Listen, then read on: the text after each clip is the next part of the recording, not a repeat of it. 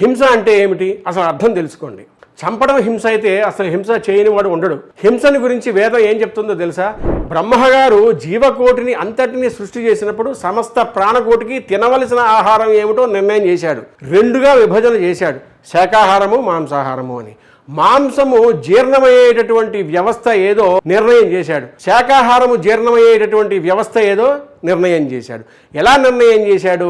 పుట్టుకతోనే మాంసమునందు అనురక్తి ఉంటే, అంటే చంపి తినడంలో అనురక్తి ఉంటే అది మాంసాహారి అని గుర్తు. ఎదురుకుండా తెచ్చి పెట్టినా కూడా తినకుండా శాకాహారంతో సమృద్ధిగా పెరగగలిగితే అది శాకాహారి అని గుర్తు. ఆ శక్తి జీర్ణ వ్యవస్థకి ఇచ్చాడు. కొన్ని మాత్రమే దాన్ని జీర్ణం చేసుకుంటాయి, కొన్ని జీర్ణం చేసుకోలేవు, వాంతి అవుతుంది. ప్రాణి వర్ణాన్ని అలా విభాగం చేశాడు బ్రహ్మగారు. అందుకే ఏనుక్కి తీసుకెళ్లి మాంసం పెట్టండి, అది తినదు. బలవంతంగా నోట్లో కుక్కితే వాంతి అవుతుంది. ఒక్కొక్క జీర్ణ వ్యవస్థకి ఒక్కొక్క శక్తి పెట్టాడు పరమేశ్వరుడు. అందులో పళ్ళు, వేర్లు, కొన్ని కాయలు, ఆకుకూరలు మొదలైనవి, పశువులు, మృగములు, వీటిని అన్నింటినీ కూడా తినేవాటిగా నిర్ణయం చేశాడు. ఎవరు? అన్నిటినీ మనిషిని తినమని కాదు, కొన్నిటిని మృగాలు తినాలని నిర్ణయం చేశాడు, కొన్నిటిని మనుష్యుడు తినాలని నిర్ణయం చేశాడు. మనిషి పరమేశ్వరుని నిర్ణయమునందు యథార్థమునకు శాకాహారి మాత్రమే.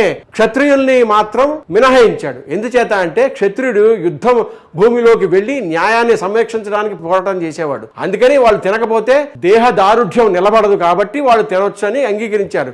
కానీ ఒకటి గమనించండి, ఇప్పుడు కలియుగంలో పూర్వంలో లాగా అసలు యుద్ధాలు ఉన్నాయా? పరమేశ్వరుడు క్షత్రియులకు మాత్రమే మాంసం తినమని అధికారం ఇచ్చాడు, కానీ ఇప్పుడు యుద్ధాలు లేవుగా.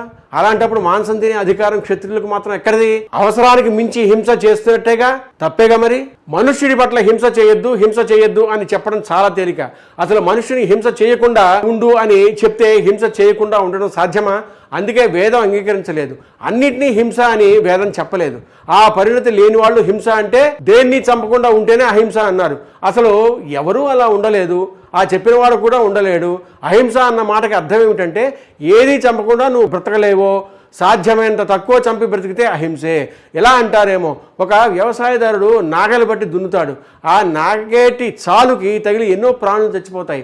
అప్పుడు వ్యవసాయదారుడు హింస చేయలేదా?